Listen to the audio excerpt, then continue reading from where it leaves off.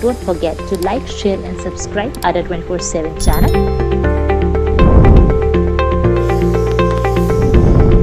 Also download Ada 24/7 app.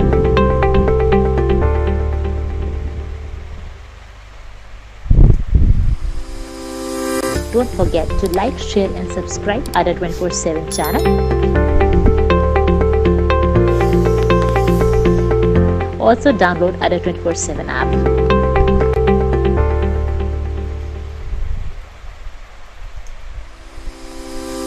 Don't forget to like, share and subscribe Ada 24/7 channel.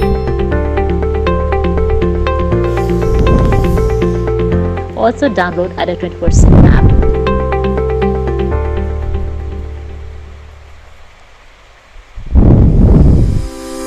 Don't forget to like, share and subscribe Ada 24/7 channel. Also download Ada 24/7 app.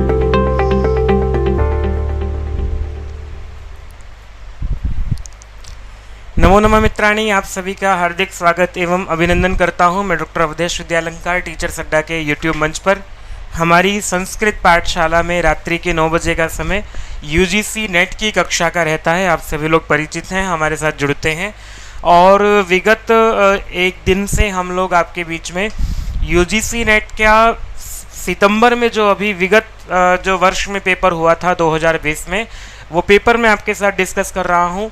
आप लोग मेरे साथ जुड़ते हैं, एक बार comment करके बता दीजिए क्या मेरी आवाज़ आप तक ठीक पहुंच रही है, और साथ ही साथ बता दीजिए कौन कौन आप में से जुड़े हुए हैं, कहाँ से जुड़े हुए हैं, कौन हमारे साथ प्रतिदिन जुड़ता है, कौन पहली बार जुड़ा है। अपने विषय में आप पूरी जानकारी दीजिएगा जिससे कि मुझे थोड़ी सी सहायता हो सके आपको समझने में, आपके लिए जो भी उपयुक्त सामग्री होती है उसको लेकर के आने में। तो पूनम शर्मा जी जुड़ी हैं, स्वागत है आपका। और भी लोग देखिए, ये जो पेपर मैं देख रहा हूँ आपका सितंबर वाला पेपर है। सामान्यतः कोई भी परीक्षा का जो पेपर आता है एक दिन में 50 प्रश्नों को हम लोग करा देते हैं 1 घंटे में, परंतु ये जो पेपर आपका दिया हुआ है इसका पैटर्न इतना अलग है पहले परीक्षाओं से। मुझे थोड़ा सा लग रहा है कि आपके लिए इसको समझ लेना बहुत अधिक अनिवार्य है। जितना जितना आप लोग इसको समझ लेंगे उतना उतना सरलता होगी आपको आगे पेपर देने में। देखिए, पहले जो पेपर होता था, परीक्षा पहले आपकी जो होती थी, उसमें कोई एक प्रश्न दे दिया जाता था, उस प्रश्न पर आपसे उत्तर मांग लिया जाता था, केवल एक। अब थोड़ा सा फिर सीबीएसई के हाथ में जब आया, मैं यूजीसी की बात कर रहा हूँ, जब पहले यूजीसी परीक्षा आयोजित कराती थी उस समय ऐसा होता था कि प्रश्न दे दिया है और प्रायः करके सरल ही स्तर रखा जाता था, क्योंकि पाठ्यक्रम ठीक ठाक बड़ा पाठ्यक्रम होता है ये वाला। लेकिन जब यूजीसी के बाद सीबीएसई ने कराना शुरू किया तो थोड़ा सा गहराई से पूछना शुरू किया, लेकिन प्रश्नों का स्तर जो था वो इतना गूढ़ नहीं रखा जाता था। सेकंड और थर्ड पेपर अलग अलग होते थे, विषय वाला जो होता था आपका, तो उसमें सेकंड पेपर तो बहुत ही सरल बिल्कुल सामान्य पूछा जाता था। थर्ड पेपर में आपको पूछा जाता था, विशेष गहराई से पूछा जाता था। लेकिन आपको यदि ठीक ठाक अध्ययन आपका है तो आप आराम से पेपर कर जाते हैं।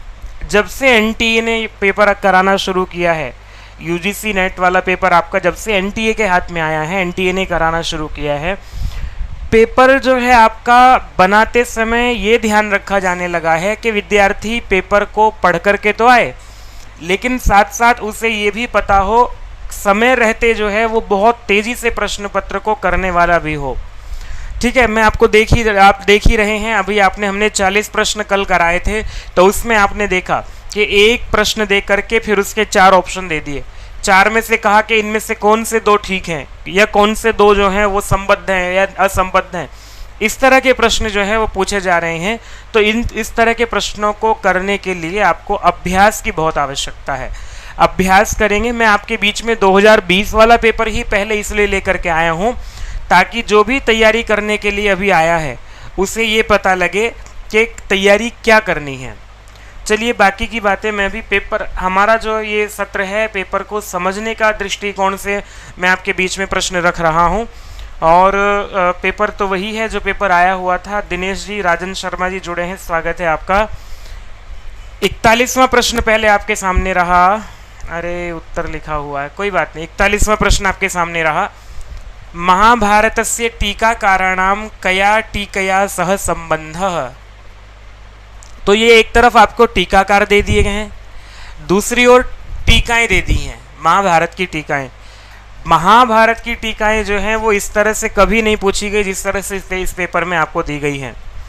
तो मैं भी जहाँ तक है अड्डा 247 का क्या मतलब है सर, ये कंपनी का नाम है, चैनल का नाम है जो ये इसको आयोजित करती है। मैं केवल अध्यापक हूँ, मेरा काम केवल पढ़ाना है। आपके लिए प्रश्नों को आपके लिए ये जो पूरा प्रक्रम है इसको आयोजित करने का काम, मैनेज करने का काम जो है इसी कंपनी का है। इसी कंपनी के आश्रय से हम लोग पढ़ा पा रहे हैं, आप लोग पढ़ पा रहे हैं, तो इनका धन्यवाद है। अड्डा 247 जो ये प्रकल्प है, एक कंपनी है इनका। तो मैं आपको चलिए उत्तर लिखा हुआ है ही, ए ऑप्शन इसमें है। ए का मतलब ये है कि ये वाला ऑप्शन है, तो इसमें ए के सामने है 3।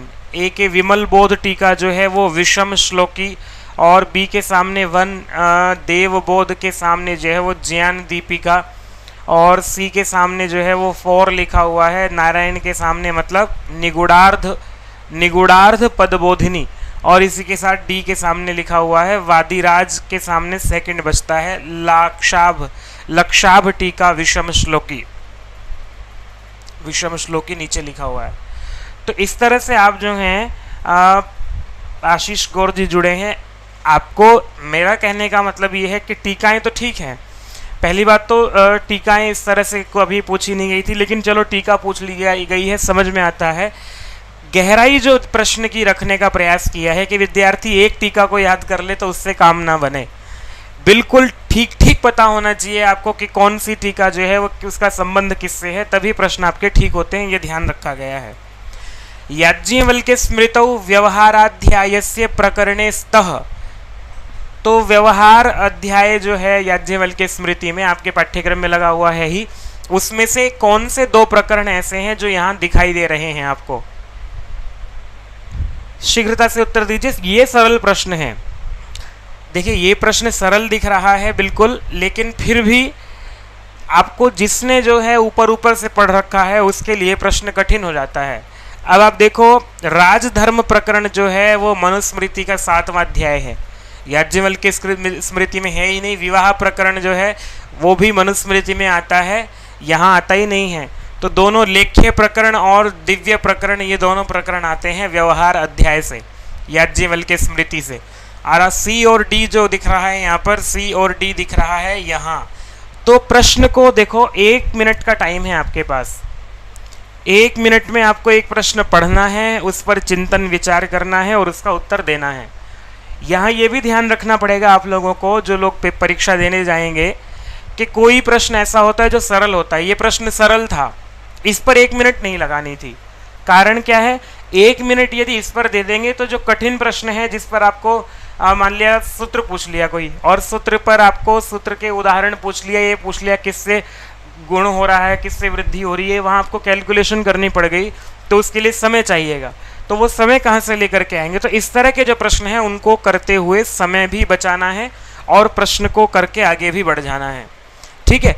इस तरह का ही आपको अभ्यास करना पड़ेगा। ये जो पैटर्न आपके सामने लिखा हुआ है, 2020 वाला पेपर जो हम कर रहे हैं, 40 प्रश्न हमने कराए, 40 में से 30 प्रश्न आपको इसी पैटर्न पर कराए गए हैं।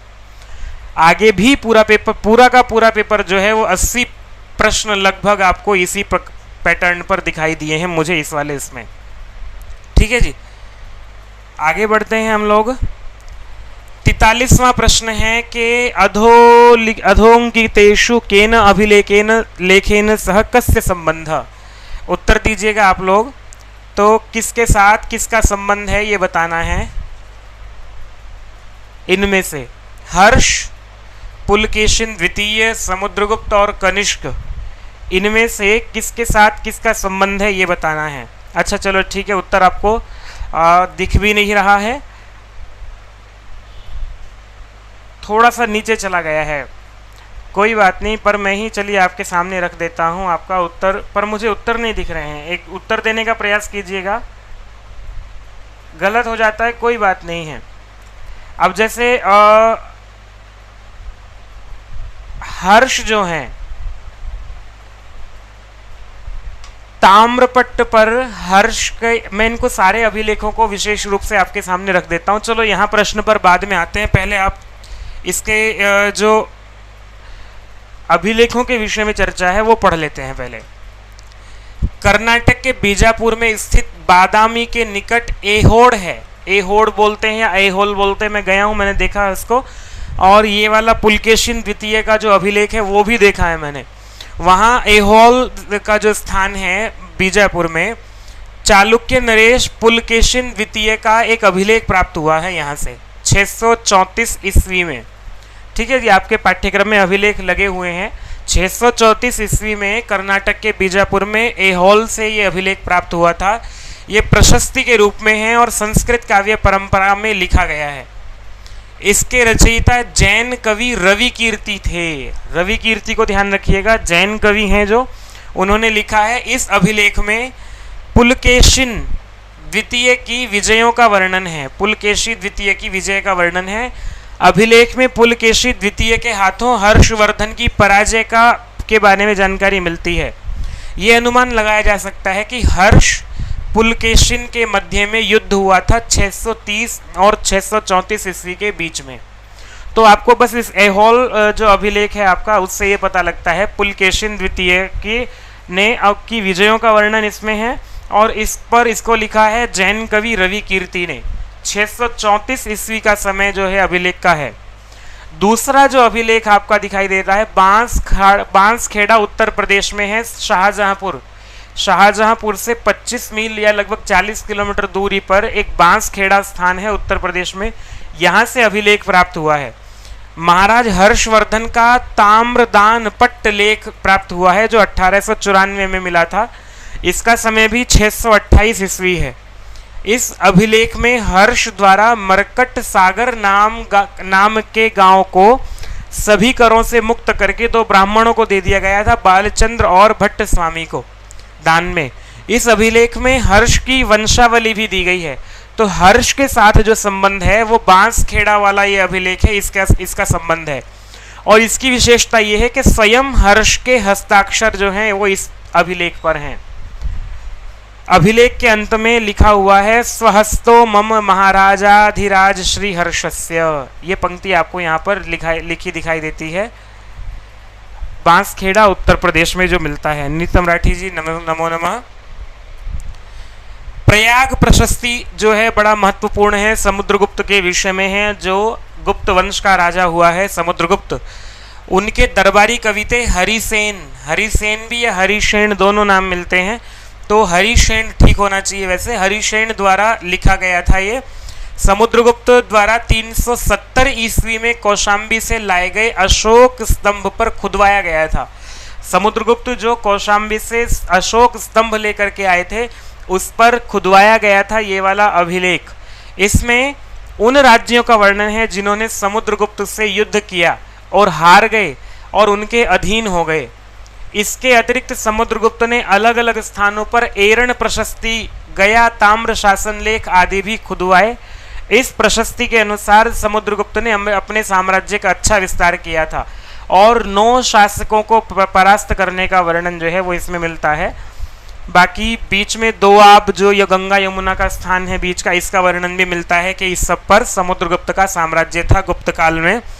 और यहाँ पंक्ति मिलती है अनेक भ्रष्ट राज्योत्सन्न राजवंश प्रतिष्ठापनोद्भूत निखिल भुवन विचरण शांत यशसः।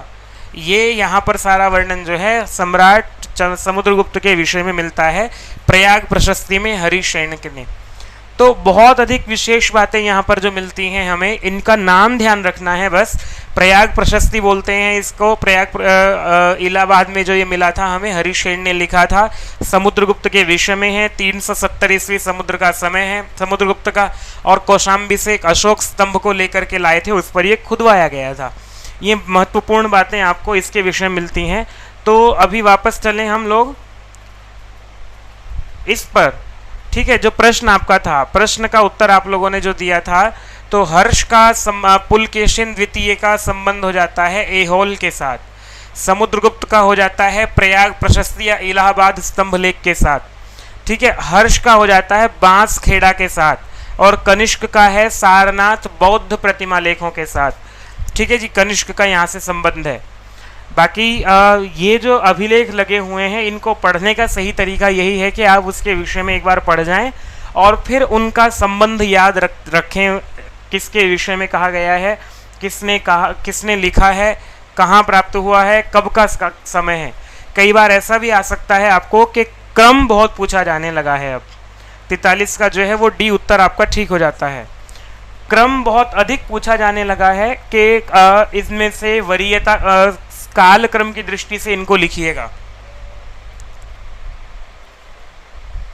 44वां प्रश्न है वैशेषिक दर्शनानुसारम अधोंकितेषु समुचितम उत्तरम चिनुत।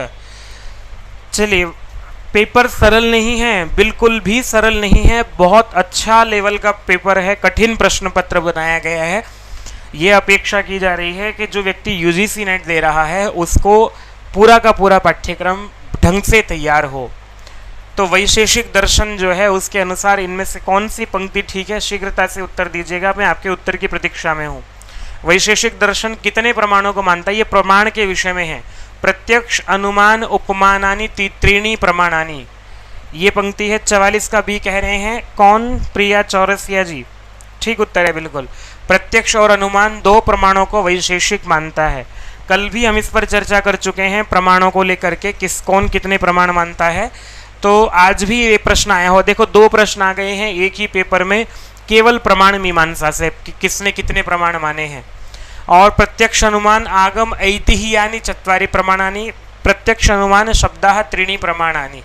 आपके सामने चार्ट ही रख देता हूं मैं इस पर, सीधी सी जो कल भी रखा था मैंने आपके बीच में चार्ट ये रहा। चारवाक जो है वो केवल प्रत्यक्ष को मानते हैं। जैन बौद्ध और वैशेषिक ये प्रत्यक्ष और अनुमान को मानते हैं तीनों लोग। कौन कौन, वैशेषिक, बौद्ध और जैन। और न्याय जो है वो 4 प्रमाणों को मानता है। सांख्य और योग दोनों ही प्रत्यक्ष अनुमान और आगम को मानते हैं। मीमांसा और प्रभाकर वाले जो लोग हैं, प्रभाकर मत जो है इसमें प्रत्यक्ष अनुमान उपमान शब्द के साथ अर्थापत्ति को स्वीकार करता है। और भाट्ट मत जो इसमें कहा जाता है प्रत्यक्ष अनुमान उपमान शब्द के साथ अर्थापत्ति के साथ अभाव भी स्वीकार करता है। वेदांत जो है प्रत्यक्ष अनुमान उपमान शब्द अर्थापत्ति और अभाव को मानता है। और पौराणिक जो हैं वो 8 के 8 प्रमाणों को स्वीकार करते हैं। ये आप अपने मस्तिष्क में विधिवत व्यवस्थित कर लीजिए, बिठा लीजिएगा, क्योंकि निश्चित है एक प्रश्न इससे आना। और मैं इसको देख रहा हूँ, टीजीटी से लेकर के जो परीक्षाएं होती हैं आपकी, टीजीटी में आता है, पीजीटी में आता है, उसके बाद यूजीसी नेट में आता है, हायर एजुकेशन में कोई भी परीक्षा होती है, सब जगह आपको इससे प्रश्न पूछे जाते हैं। 45वां प्रश्न आ गया है आकृति मूलक वर्गीकरणम आश्रित्य अधस्तनासु का भाषा योगात्मक भाषासु नास्ति। समझ में आ गया होगा प्रश्न, यदि आप लोग तैयारी कर रहे हैं। प्रश्न है जो हमने भाषाओं का कल जो प्रश्न था, देखो दूसरा प्रश्न आ गया है इससे, भाषा विज्ञान के भाषा के वर्गीकरण से। भाषा विज्ञान से 6 से 7 प्रश्न आए हुए हैं इस पेपर में। भाषा विज्ञान ही लोगों का जो है वो कमजोर रह जाता है। ढंग से तैयारी कीजिएगा भाषा विज्ञान की। 2 तरह का वर्गीकरण है, एक पारिवारिक वर्गीकरण, एक परिवार मूलक, दूसरा आकृति मूलक।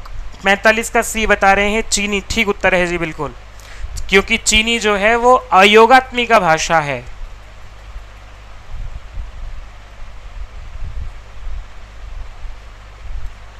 चार्ट आपके सामने रख देते हैं। 45 का सी उत्तर सबने ही दे दिया है, बिल्कुल ठीक है उत्तर दिया है आपने।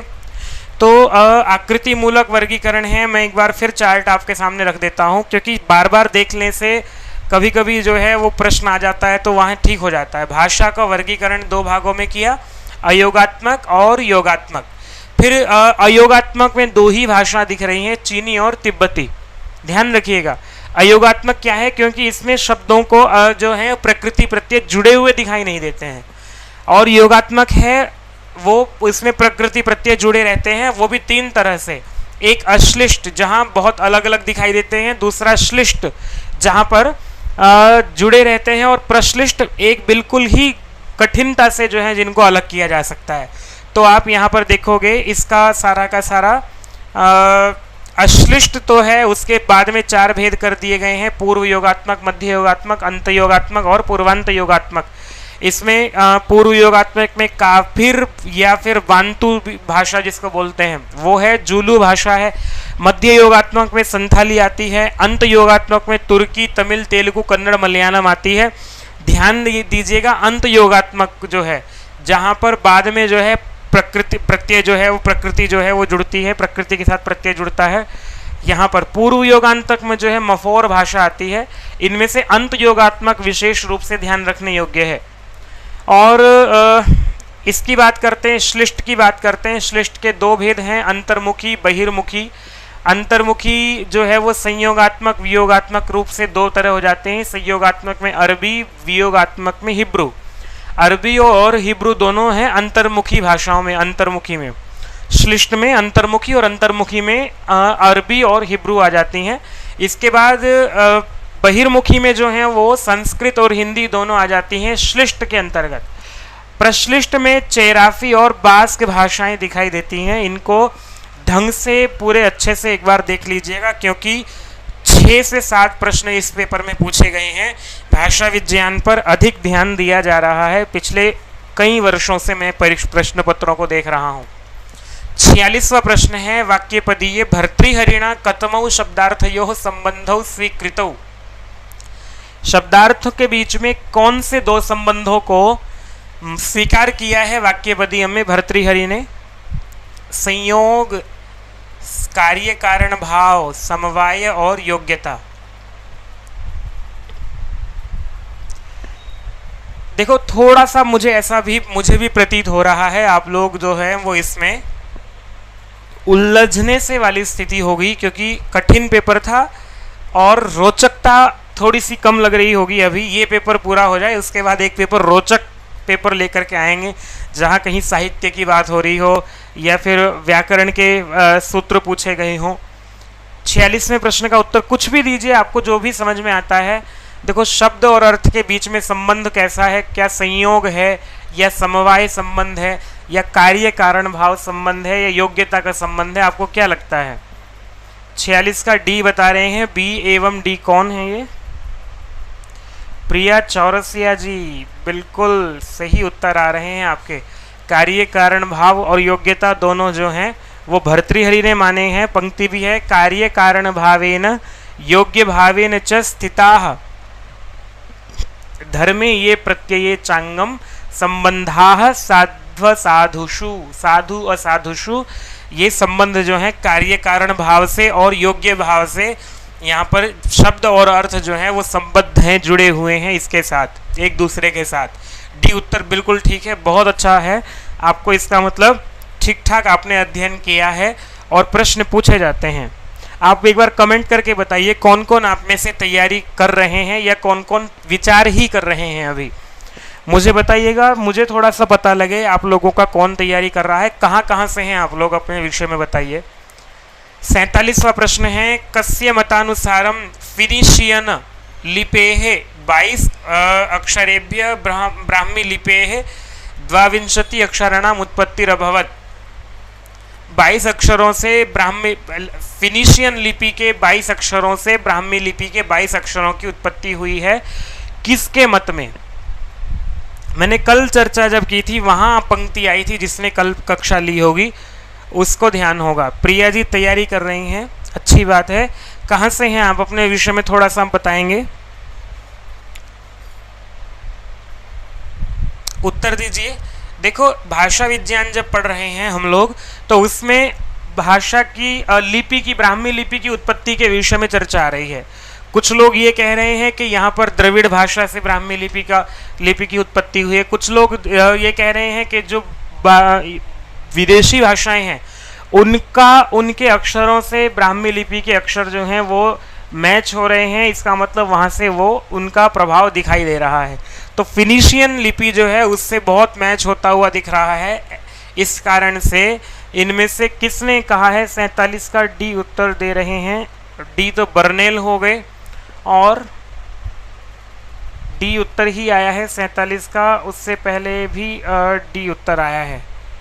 चलिए ठीक है, बर्नेल कह रहे हैं आप लोग, लेकिन बूलर महोदय ने कहा था, बर्नेल ने नहीं कहा था। कल हमने चर्चा की थी, बर्नेल का जो मत था उन्होंने कहा जरूर था, लेकिन ये जरूर कहा था फिनिशियन लिपि के विषय में चर्चा बर्नेल ने जरूर की थी, लेकिन 22 अक्षर जो हैं उनके विषय में बूलर महोदय ने चर्चा की थी। वहाँ आपने अगर देखा हो, कल ये प्रसंग पे मैंने चर्चा की थी थोड़ी सी आपके साथ। 48वां प्रश्न है, वेद भाष्यकारेषु कौ याज्ञिकौ भाष्यकारौ स्तः। इनमें से याज्ञिक भाष्यकार कौन से दो भाष्यकार हैं?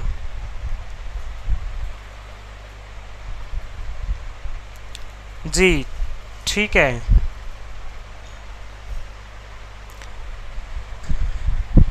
मैं चाह के भी अभी इसमें कुछ नहीं, क्योंकि प्रश्न पत्र करा रहे हैं, नहीं तो थोड़े से अच्छे प्रश्न वैसे डाल करके भी जिनसे विद्यार्थियों को लगे कि हमारा पढ़ा हुआ भी काम आ रहा है, सबके दृष्टिकोण से प्रश्न रखे जाते हैं। लेकिन अभी पेपर करा रहे हैं तो थोड़ा सा ये पेपर कठिन है। भाष्यकार जो यज्ञ को जिन्होंने लेकर के व्याख्या की है, देखो भाष्य जो किया जाता है 3 प्रकार की व्याख्या की जाती है, आध्यात्मिक, आधिदैविक और आधिभौतिक। उसमें जो हमने सायण का भाष्य दिखाई देता है वो पूरा का पूरा यज्ञ परक भाष्य दिखाई देता है। उन्होंने मंत्रों की यज्ञ के दृष्टिकोण से ही व्याख्या की है। उव्वट ने भी यही प्रकरण अपनाया है, तो उव्वट और सायण दोनों ही यज्ञ परक भाष्यकार रहे हैं। आत्मानंद इन दोनों से पहले रहे हैं। स्कंद स्वामी के बाद आत्मानंद का नाम कहीं सी कहाँ दिख रहा है आपको? बी और सी दिख रहा है, डी में। चलिए बी और सी, डी उत्तर आप लोगों का जिनका है वो ठीक है बिल्कुल। तालिका चुनिए ठीक ठीक। देखो आपको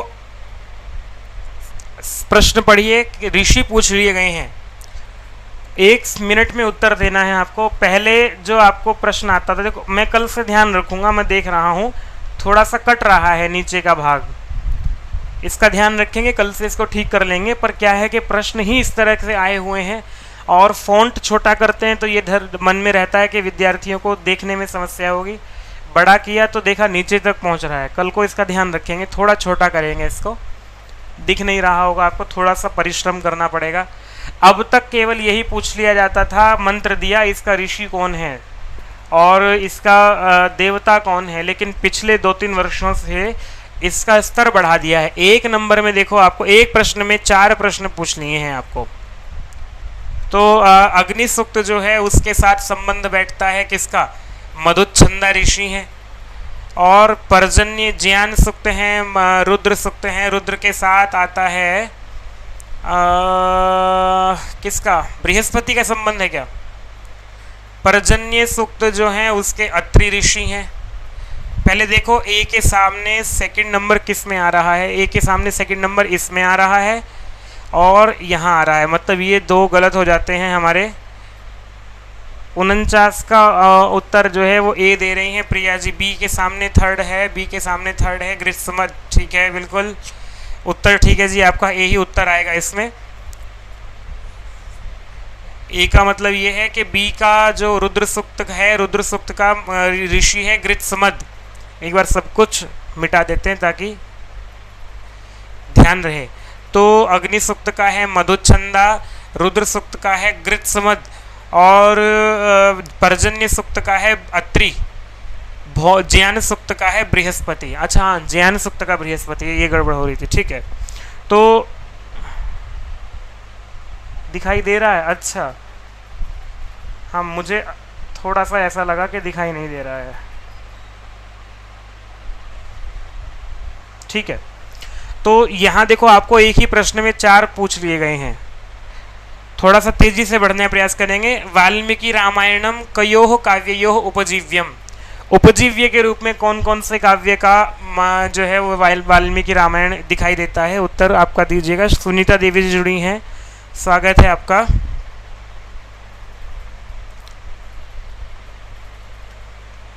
नैषद है, नल दमयंती की कथा है, वाल्मीकि से कोई संबंध नहीं है रामायण से। और किरातार्जुनियम जो है वो भी आपको दिखाई देगा। क्या पूछा है? रामायण पूछा है ना, किरात।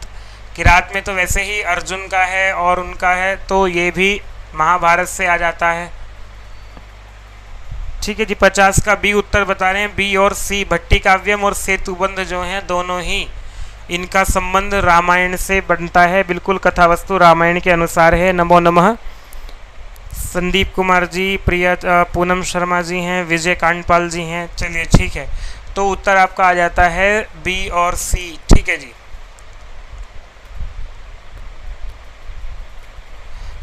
BSSB की तैयारी आप में से कोई कर रहा है, उसके लिए टेस्ट सीरीज अवेलेबल है। कुछ एक प्रश्न है उसमें ठीक ठाक स्तर रखा गया है प्रश्नों का। 799 रुपये मूल्य दिखाई देता है, पर 160 रुपये की पड़ती है। क्या है उसके लिए? संस्कृत महोत्सव अवसर पर जो है वो 80% छूट के साथ DS 169 इसका कोड है। कोई आप में से तैयारी कर रहा होगा तो उसके लिए काम की हो सकती है। UGC नेट का बैच हमारा 30 अगस्त को आरंभ हो जाएगा, जिसमें मैं आपको बताऊं हमारा तैयारी कराने का तरीका क्या रहेगा। उसमें एक विषय पर UGC नेट पर एक विषय पर मान लिया जब हम बात करेंगे अभिज्ञान शाकुंतलम की या साहित्य के प्रश्नों को, तो विगत वर्षों के जो भी प्रश्न पर आए हुए हैं वो सब आपके सामने रख कर, क्योंकि मूल नहीं पढ़ाया जा सकेगा और विषय छूटना भी नहीं चाहिए, ये भी है। तो केवल और केवल प्रश्नों को ही करा पाएंगे। उनकी व्याख्या के रूप में आपको जो उनसे संबद्ध चीज़ें हैं वो अधिक से अधिक रूप से स्पष्ट की जाएंगी। आपको नोट्स व्यवस्थित रूप से दे दिए जाएंगे जिससे आप अपनी तैयारी कर सकें। तो हमारे साथ तैयारी कर सकते हैं। लगभग 2500 रुपये जो है आपको इसके लिए आता है। और ऑफ़र क्या है इसमें? संस्कृत सप्ताह महोत्सव में 77% डिस्काउंट के साथ Y321 कोड यूज़ करना होगा आपको। अगर विजयपाल जी कह रहे हैं कोड दोबारा बता दें। कोड ये लीजिए, आपके सामने रहा, DS 169 ये कोड है। इस कोड को यूज कीजिएगा तो आपको यहाँ पर 160 रुपये लगभग में मिल जाएगी और कॉइन्स भी मिलते हैं आपको डाउनलोड करने पर। कुसुम जी कह रही हैं पैक लिया तब भी टेस्ट नहीं मिल रहे। कुसुम जी आपको कब आपने लिया था? बात हुई है, ये आज आपको अवेलेबल हो जाना चाहिए। अभी भी मैं पूछता हूँ इसके बाद।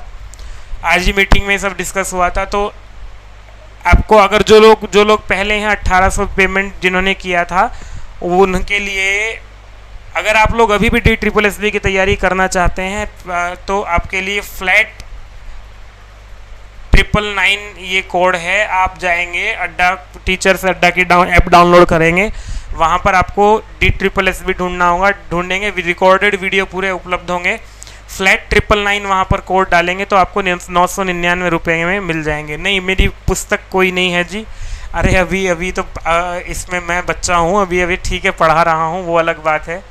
लेकिन पुस्तक का ना मेरा कोई विचार है अपना अभी। हाँ, ये है कि आपके लिए मैं जितनी मेहनत कर सकता हूँ उतना कर रहा हूँ। कुसुम जी मिलेगा आपको, आप निश्चिंत रहिए। 1-2 दिन का एक कल की और प्रतीक्षा कीजिए, कल मिल जाएगा आपको पक्का। ठीक है जी। तो UGC नेट का पेपर 2 का है, आप लेना चाहते हैं तो आपके लिए अवेलेबल होगा ये 2500 रुपये में लगभग। और इसमें आपको 75 घंटे से ज़्यादा रखे हैं मैंने तो, पर 75 घंटे आपको मिनिमम रहेंगे। 1.5 घंटा सुबह शाम आपके लिए रहेगा, 3 घंटे दिन में।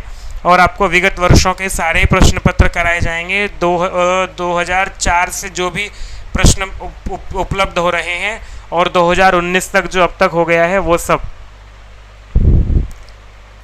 51वां प्रश्न आपके सामने रहा। पूर्ववर्तिनः आचार्यस्य प्राथम्येन कालक्रमानुसारम उचितम उत्तरम निर्दिशितः।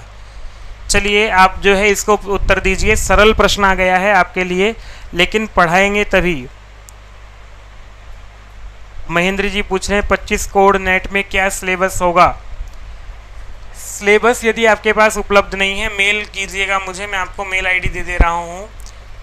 avdhkumar@adda247.com इस पर मेल कीजिए, आपको सिलेबस भेज देंगे।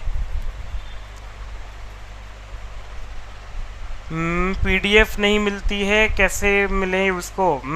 आप ऐप डाउनलोड कीजिएगा और YouTube पर जो डिस्क्रिप्शन बॉक्स होता है आपको, जो आपके सामने चल रहा है, वहीं आपको PDF का लिंक मिल जाता है। आप देखिएगा, कई लोगों को मिल गया है, मैं देखता हूँ मुझे भी दिखाई देता है। आपको मेल कीजिएगा, आपको भेज देंगे। ठीक है जी। तो उत्तर 51 का आया है बी। बी का मतलब ये है कि BCDA। BCDA का मतलब, चलो आप पहले वैसे बात कर लेते हैं। सबसे पहले दंडी जो है वो 7वीं शताब्दी का समय बैठता है, धनंजय का 10वीं शताब्दी का समय बैठता है, विश्वनाथ का 14वीं शताब्दी का समय बैठता है, और कुंतक का क्या 12वीं शताब्दी का समय है क्या? हाँ, 12वीं शताब्दी का समय होना चाहिए इनका। तो देख लेते हैं क्या है फिर। 7 BCDA। ठीक है जी, उत्तर बिल्कुल बी उत्तर आपका ठीक है, BCDA। ठीक है जी, हाँ उत्तर ठीक है आपका, 12वीं शताब्दी का ही समय है कुंतक का। तैत्तिरीय नामना प्रसिद्ध कौ ग्रंथौ स्तः। देखो अब ये सरल प्रश्न भी हैं, ऐसा नहीं है कि प्रश्न जो है वो कठिन ही हैं, कठिन भी नहीं है था पेपर। मैं अगर खाली कठिन ही कह दूँ तो, लेकिन प्रश्नों को पूछने का तरीका जो है वो समय के अनुसार जो बढ़िया हो गया है। तैत्तिरीय के नाम से जो है वो कौन से ग्रंथ हमें दिखते हैं? तैत्तिरीय उपनिषद भी है, तैत्तिरीय ब्राह्मण भी है। किसका है बताएं आप में से? तैत्तिरीय उपनिषद और तैत्तिरीय ब्राह्मण जो है वो किससे हैं? ए और सी दिख रहा है। ए में उत्तर कौन दे रहा है? पूनम शर्मा जी, ठीक उत्तर है बिल्कुल। तो बताओ चलिए, तैत्तिरीय उपनिषद तैत्तिरीय ब्राह्मण किससे संबद्ध है? कौन से वेद से संबद्ध है? शीघ्रता से आप ये बाकी दोनों को वेदांग हैं, मुखम व्याकरणम स्मृतम छंदः पादौ तु वेदस्य। चलिए ठीक है, आगे बढ़े हम लोग। बताइएगा किससे हैं? ऊपरी लिखित परिच्छेदम अनुसृत्य। अरे ये पे प्रश्न जो है यहाँ पर, हिडिम्बेव भीम साहसैक हार्य हृदय इत्यंशे को अलंकार है। ये प्रश्न जो है आगे पीछे हो गए थे कुछ, तो ये प्रश्न आया हुआ है, इसमें गद्यांश आया था शुकनासोपदेश से, उससे प्रश्न पूछा गया है। पर यदि ना भी पढ़ा हुआ तो भी ये तो प्रसिद्ध है शुकनासोपदेश का। इसमें अलंकार पूछा है, हिडिम्बेव भीम साहसैक हार्य हृदय।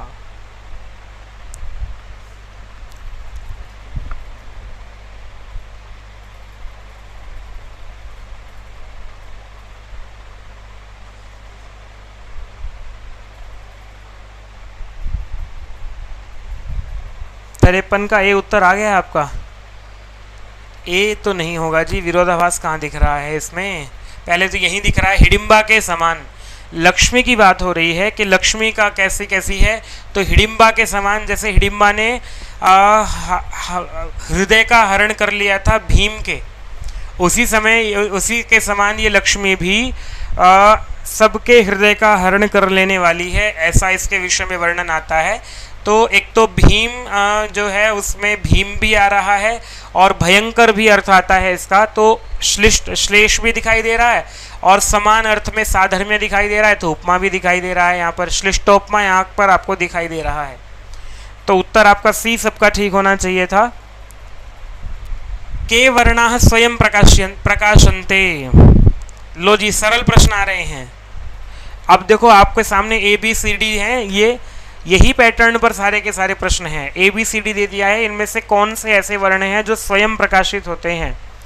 और आपको पता ही होगा स्वयं राजन्ते इति स्वराः, जो स्वयं प्रकाशित होते हैं, जिनके उच्चारण के लिए किसी अन्य की आवश्यकता नहीं होती है। कृष्ण यजुर्वेद बता रहे हैं, ठीक है जी। तो तैत्तिरीय मैत्रायणी कठक पिष्ठल जो है वो 4 शाखाएं भी इसकी आगे जाकर के हैं कृष्ण यजुर्वेद में। मूल स्वर और संयुक्त स्वर दोनों ही जो हैं वो स्वर हैं, तो स्वयं राजन्ते इति स्वराः से ए और सी कहाँ है? ये रहा, सी उत्तर आपका हो जाता है। तो कई बार ऐसा होता है, हम लोग अगर इसको ना ध्यान से पढ़ें, इसको बिना पढ़े आप केवल यहाँ से उत्तर दे दें, स्वयं प्रकाशन्ते के वर्णा स्वयं प्रकाशन्ते मूल स्वरा, इतना पढ़ा और उत्तर दे करके आगे बढ़ गए, तो आपका प्रश्न गलत हो जाता है।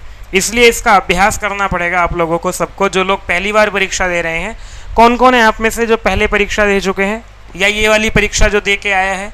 आप में से कोई है क्या ऐसा जिसने ये वाली परीक्षा दी हो? तो महाभारताश्रितम रचना द्वयम किम अस्ति। महाभारत का आश्रय लेकर के कौन सी 2 रचनाएं हैं जो यहाँ पर हैं? उत्तर रामचरितम, महावीर चरितम तो भैया हैं ही, रामायण पर आधारित हैं। प्रतिज्ञा, योगंधरायण, रत्नावली ऐतिहासिक हैं। और अभिज्ञान शाकुंतलम वेणी संहारम दोनों ही भट्ट नारायण का वेणी संहार जो है दोनों ही किस पर हैं? महाभारत पर आश्रित हैं। बुद्ध चरितम अश्वघोष का, स्वप्न वासवदत्तम भास का, ये दोनों ही ऐतिहासिक हैं, बुद्ध के विषय पे हैं। और ये स्वप्न वासवदत्तम जो है वासवदत्ता की कहानी है। सागर अभी 30 सी उत्तर आपका है हो जाता है, 55 का सी उत्तर सबका ही ठीक होगा। प्रिया जी क्या बताया, आपने परीक्षा दे चुकी हैं आप क्या? कवि क्रतु अधोलिखितेषु कस्य विशेषणम विद्यते, ये सरल ही प्रश्न आए हुए हैं लगभग। अब तो कुछ एक कठिन प्रश्न भाषा विज्ञान से थोड़ा सा कठिन भी क्या है, जब एक बार पढ़ लेते हैं विषय को तो कठिन भी कुछ नहीं लगता है, क्योंकि पर यह है कि अभी घर बैठ करके पढ़ रहे हैं तो सरल लगता है। जब परीक्षा देने जाते हैं वहाँ उस समय की स्थिति बहुत अच्छी तैयारी होती है तभी ठीक हो पाता है, नहीं तो गड़बड़ हो जाती है। 56 में पूछा है, 56 का उत्तर सी बता रहे हैं, अग्नि, बिल्कुल ठीक है। अग्निर्होता कवि क्रतु सत्यश्चित्र श्रवस्तमः देवो देवेभिरागमत, यहाँ पर अग्नि के विशेषण ये वाले बन रहे हैं। अग्नि सूक्त का 5वां मंत्र है, आपको पढ़ लेना चाहिएगा ध्यान से। 57वां प्रश्न है आपके सामने, आलोक विशाला में सहसा तिमिर प्रवेश विच्छिन्ना उन्मिलितापि दृष्टिर निमिलितेव अंधकारेण। इसमें छंद और अलंकार पूछ लिया है आपसे। कहाँ से है ये? जी राजू शुक्ला जी नमो नमः, स्वागत है आपका। कहाँ से है ये प्रश्न, कौन बताएगा? अच्छा, ये श्लोक कहाँ का है? उदाहरण में पूछा जाता है, दिया जाता है, इसलिए पूछ रहा हूं आपसे। पाठ्यक्रम में भी लगी हुई है पुस्तक आपके।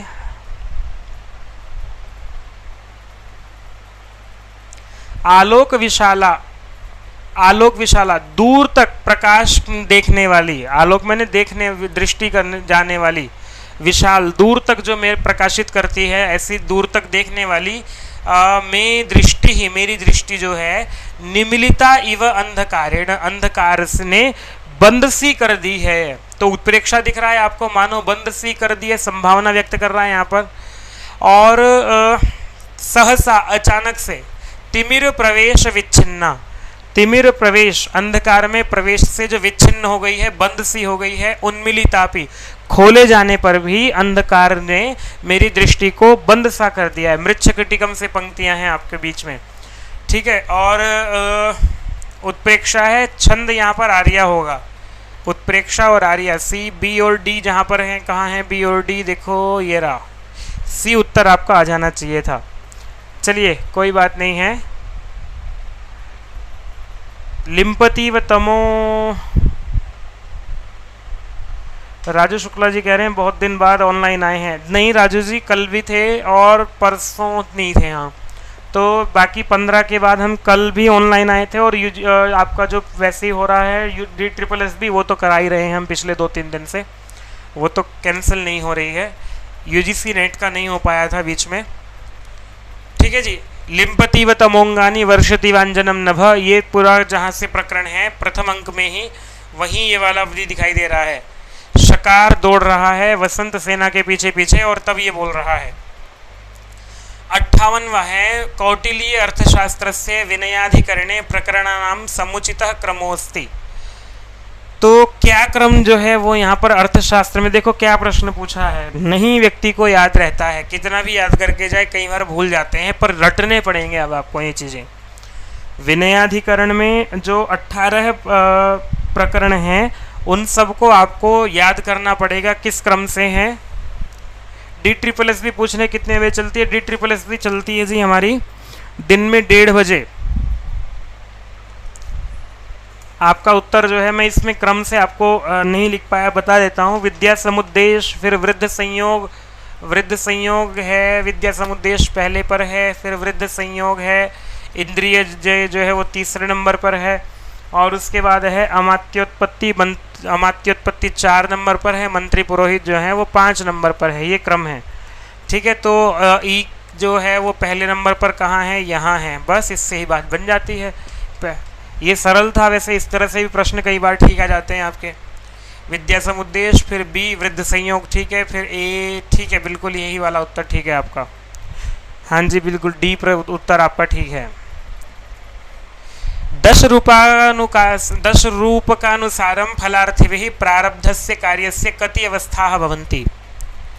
चलिए 5 कार्य अवस्थाएं जो हैं वो पूछी गई हैं। अरे मैं बोल ही गया हूँ। चलिए मैं बता देता हूँ, 5 ही है इसका। आपको उत्तर ये सबको ही पता होगा, सरल था ये तो।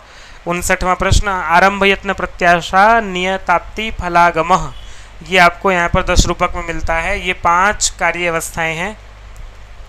60वां प्रश्न जो है आपका है,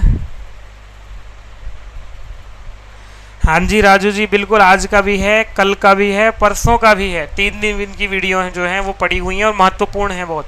60वां प्रश्न है कि योग दर्शन व्यास भाष्यानुसारम समुचितम क्रमम चिनुत।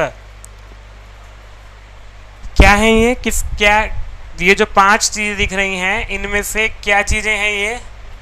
चित्त वृत्ति, चित्त भूमिया, या फिर क्या चीजें हैं ये? क्षिप्त, मूढ़, विक्षिप्त, एकाग्र, निरुद्ध, ये क्रम है। और ये चित्त भूमिया है। 60 का बी कह रहे हैं आप। क्षिप्त पे आपका ए बिल्कुल ठीक उत्तर है जी आपका। लो जी, क्षिप्तम मूढ़म विक्षिप्तम एकाग्रम निरुद्धम इति चित्त भूमयः। 61वां प्रश्न है, वेदानाम अपौरुषेयत्वम अधोंकितेषु कुत्र वर्णितम। सरल प्रश्न, थोड़ा सा तेजी से बढ़ जाते हैं, समय भी होने वाला है। कल तो हमने समय का अतिक्रमण किया और क्योंकि प्रश्न थोड़ा सा कठिन थे और मेरा उद्देश्य था कि आपको प्रश्न जल्दी से करा दिए जाएं। पर 3 दिन में पेपर होगा तो आपका एक ही पेपर ऐसा है, बाकी के पेपर इतने ऐसे नहीं लग रहे हैं मुझे।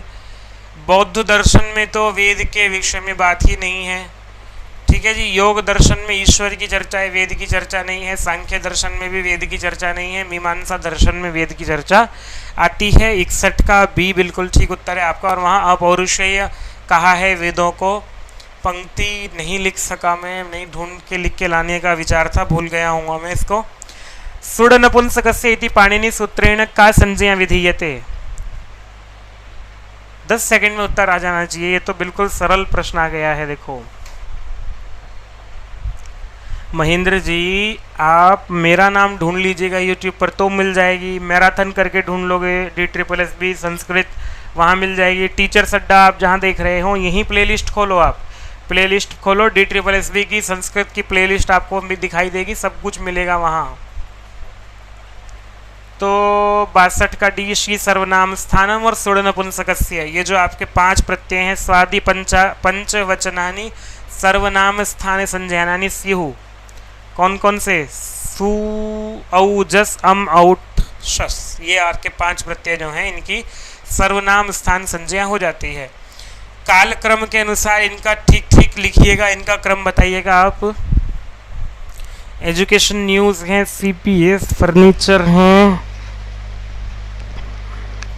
नीतम राठी जी,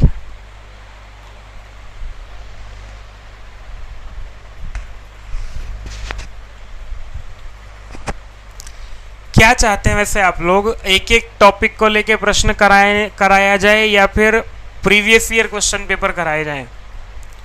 आपको किस तरह से सुविधा है, अपनी रुचि के अनुसार बताइएगा। अभी तो मुझे कुछ तो पेपर ही कराने हैं क्योंकि पैटर्न बताना आवश्यक हो जाता है सबसे पहले। और अभ्यास 63 का A और C 2 उत्तर आ रहे हैं। A का मतलब है AD। अच्छा चलो पहले तो देख लेते हैं। सबसे पहले तो स्कंद स्वामी का नाम आता है, उनके बाद दयानंद तो सबसे लास्ट में आ जाएंगे आपको। 1 3 ये 4 आ जाएंगे। तो C के सामने जो है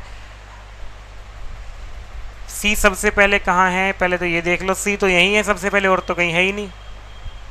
तो ये तो उत्तर ही C हो जा रहा है। C उत्तर ठीक है जी आपका, इससे ठीक हो जाता है। और किसी एक का भी पता तो भी काम बन जाता है। उसके बाद जो है स्कंद के बाद उव्वट, उव्वट के बाद सायण, ये समय रह जाता है इनका। अर्थ संग्रह के अनुसार विधि जो है वो कितनी प्रकार की हैं?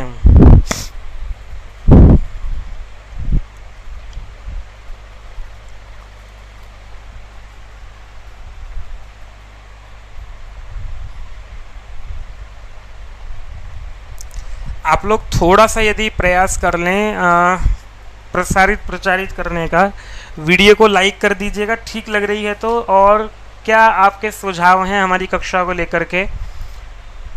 तो विधि तो 4 प्रकार की होगी ना। 64 का सी उत्तर आपका आ गया होगा। बी कह रहे हैं 5 प्रकार की।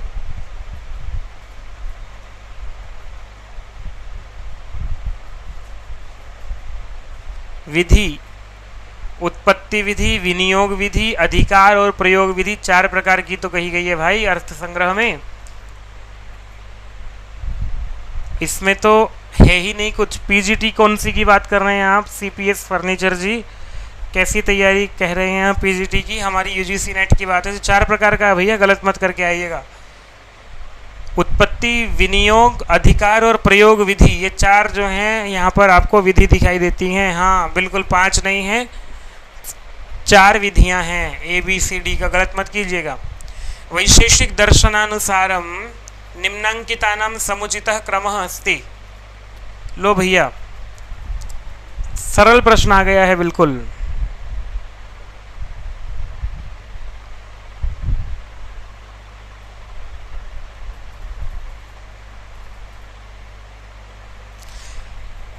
ये जो प्रश्न आपको दिख रहे हैं, मैं इनका सबका व्याख्यान भी करने को विचार है मेरा बिल्कुल।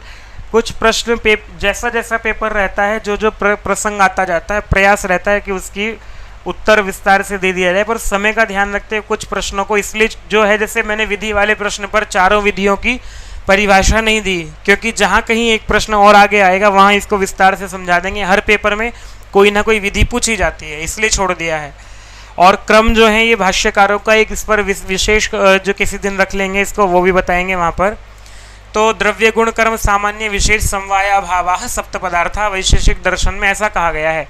तर्क भाषा में आप, तर्क संग्रह में आप पढ़ते होंगे, द्रव्य गुण कर्म। तो द्रव्य नहीं है, गुण नहीं है, कर्म आ जाता है 1 नंबर पर। द्रव्य गुण कर्म सामान्य 2, विशेष 3, समवाय 4, अभाव 5। तो आप देख लीजिए सी पहले नंबर पर है, यहाँ भी है, बस यही है। लो जी, हो गया काम, झंझट ही खत्म है। लेकिन फिर भी बाकी भी मैच कर लेना चाहिए। द्रव्य के बाद आपका दूसरे नंबर पर आ रहा था डी, आ रहा है भैया, ठीक है। उत्तर आपका बी आना चाहिए था, कैसे गड़बड़ आ गया भाई? 65वें प्रश्न का उत्तर ए कैसे दे रहे हैं? ऐसा मत कीजिए, सरल प्रश्न था इसका, तो उत्तर गलत होना नहीं चाहिए था। तर्क संग्रह के अनुसार वाक्यार्थ ज्ञाने अग्निना सिंचेत इति वाक्यम कथम न प्रमाणम। अग्निना सिंचति या अग्निना सिंचेत, अग्नि से सिंचन करे, ये वाक्य प्रमाण नहीं है। क्यों? इसमें क्या कमी है? योग्यता, सन्निधि, आकांक्षा, क्या? सान्निध्याभावात् आकांक्षा, पदानाम अविलंबेन उच्चारण अभावात्।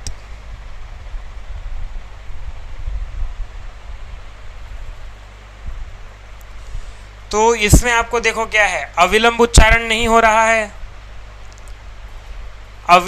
अविलंब उच्चारण अभाव मतलब शीघ्र उच्चारण का अभाव। तो ये तो है ही नहीं, एकदम उच्चारण हो रहा है, गलत हो जाता है।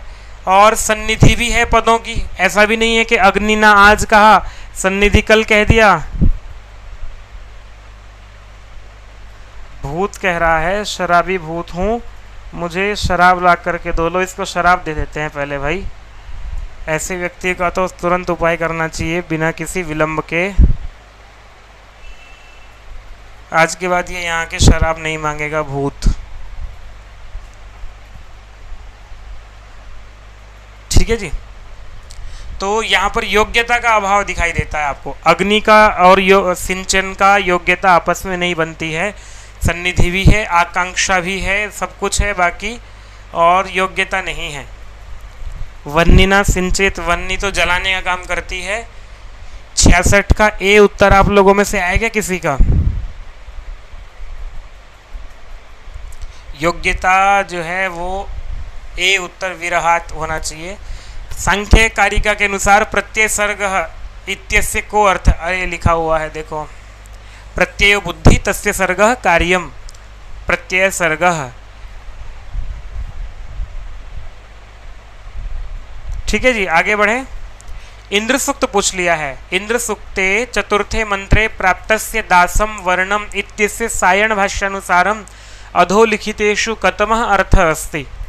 ये प्रश्न कई बार आ चुका है और यही पूछा गया है इसमें पहले भी कि दास जो है इसका क्या अर्थ है। यहाँ पर दास वर्णम, दासम वर्णम जो है इसका किसके लिए कहा गया है। ये कृष्ण वर्ण के लिए कहा, दुष्ट वर्ण के लिए कहा, शूद्रादिक के लिए कहा या अंत्य वर्ण के लिए कहा।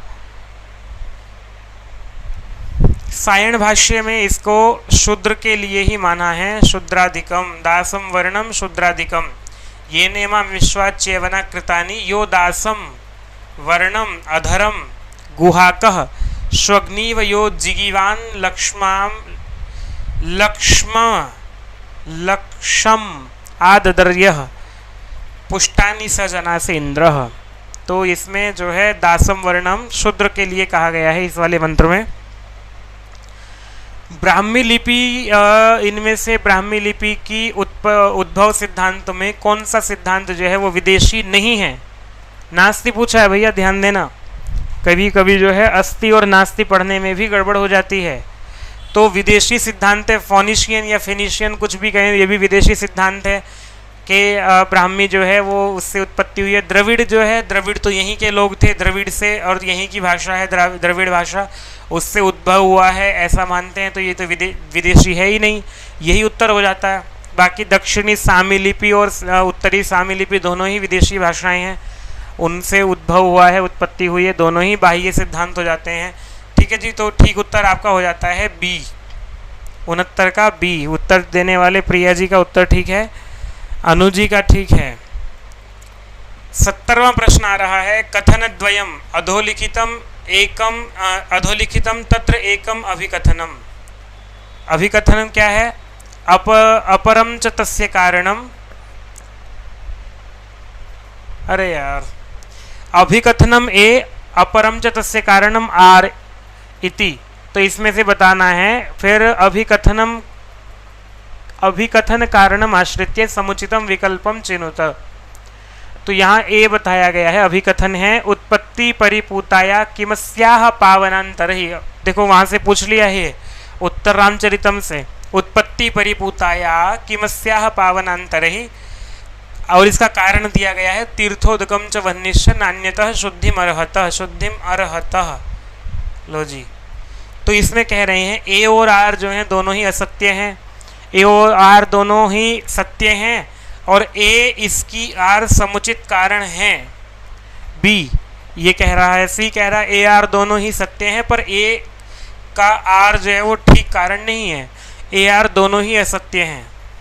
ए सत्य है, आर असत्य है। इस तरह के प्रश्न भी अक्सर आते ही हैं। तो इसका जो उत्तर है आपको दिख ही रहा है, वैसे ही श्लोक है, याद भी होगा अक्सर आप लोगों को।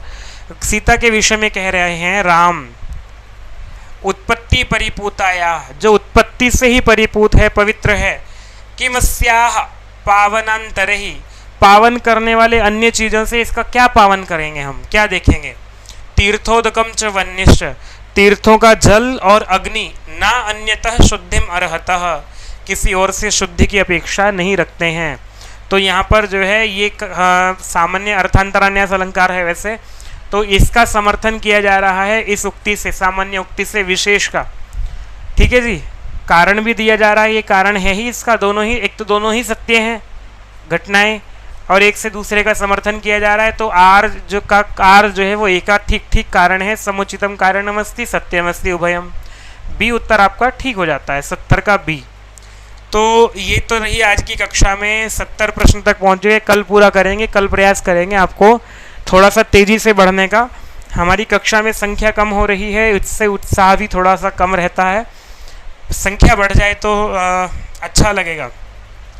शुक्ला, ये आप टेस्ट सीरीज लेना चाहते हैं, आपको मैंने अभी कोड बताया था, कोड आपके सामने है ही, DS169 आप ले सकते हैं इसको। जो लोग तैयारी कर रहे हैं DSSB की, 170 रुपये में लगभग आपको ये मिल जाता है। UGC नेट पेपर की तैयारी करेंगे तो हमारे साथ आपको लगभग 2500 रुपये में 75 से 90 घंटे के बीच का समय कहीं का रहेगा इसका।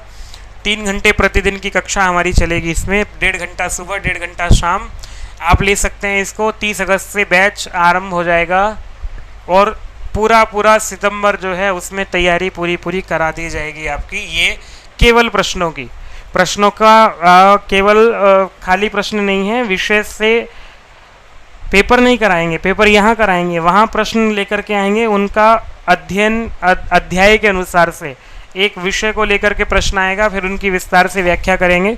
तो ये पढ़ाने का तरीका रहेगा यूजीसी नेट का हमारा। और इसी के साथ साथ जो आपके हायर एजुकेशन के एग्ज़ाम आ रहे हैं, यूपी में आ रहा है अभी, और इसी के साथ राजस्थान में भरा होगा आप लोगों ने, वहाँ भी है, आ रहा है परीक्षा, उत्तराखंड में आने वाली है। तो 1 वर्ष की वैलिडिटी है अभी संस्कृत सप्ताह महोत्सव में, डबल वैलिडिटी आपके पास है। Y321 कोड यूज़ करेंगे तो 2500 रुपये का आपको ये मिल जाएगा। फर्स्ट पेपर की क्लास कब होगी? फर्स्ट पेपर का भी जो है क्लास 23 से शुरू होनी थी, लेकिन दोनों का ही, क्योंकि बीच में मैं भी अवकाश पर रहा और हम पूरा इस पर ध्यान केंद्रित नहीं कर सके, लेकिन मेरे ही कारण से विशेष ये गड़बड़ हो गई है। नहीं तो 23 तारीख को आरंभ हो जाता बैच हमारा, पर अब ये 30 तारीख का समय इसका निश्चित किया गया है। 30 तारीख को बैच होगा दोनों ही। और पेपर 1 की क्लास दिन में होती है, पेपर 1 की क्लास वहाँ ले सकते हैं आप, ऑफिस से ही रहता है, मैडम क्लास लेती है, मीनाक्षी मैम बहुत अच्छा पढ़ाती हैं, उनके साथ तैयारी कीजिए। पीजीटी कौन सा पूछ रहे हैं आप? मुझे नहीं समझ में आया, पीजीटी की परीक्षा कौन सी वाले की बात कर रहे हैं आप? यूपी में तो पीजीटी की परीक्षा हो गई है, अभी उड़ीसा में वैकेंसी आई हुई है टीजीटी की। और कौन सा पीजीटी की बात कर रहे हैं भाई? दिल्ली का हो गया, यूपी का हो गया, बताएं आप। मेल कर सकते हैं आप, मेरा मेल आईडी जो है वो इसमें रहता है वीडियो में, आप यहाँ से मुझे मेल कर सकते हैं। कोई भी प्रश्न रहता है, आपका कोई सुझाव हो, हम उसके लिए तैयार हैं, आप अपना कोई भी सुझाव दे सकते हैं। चलिए आज के लिए इतना ही, आपसे फिर कल मिलेंगे यहीं, और कल ये पेपर पूरा हो जाएगा। इसके साथ कुछ एक प्रश्न ऐसे लेकर के आने का मन है, अगर समय रहेगा कल थोड़ा सा समय बढ़ा भी लेंगे भले ही, पर कुछ अच्छा लेकर के आने का विचार है कल आपके लिए, ऐसा जो इस बार आपका प्रश्न ठीक करा के आए। ठीक है जी, आज के लिए इतना ही, फिर कल मिलेंगे आपके। सर्वेभ्यो नमः। जयतु संस्कृतम जयतु भारतम।